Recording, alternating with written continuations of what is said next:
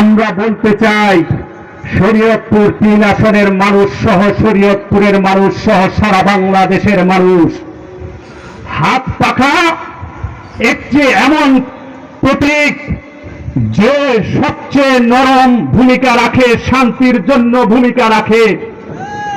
হাত পাখার এক সাইড একদিকে রয়েছে, হাত পাখার বাতাসে আমার শান্তিতে ঘুম আসে, আমি শান্তিতে ঘুমাই, অশান্তি দূর করি, দুর্নীতি দূর করি, সন্ত্রাস দূর করি, চাঁদাবাজি দূর করি, আর শান্তিতে ঘুমিয়ে থাকতে চাই এই হাত পাখার বাতাসে।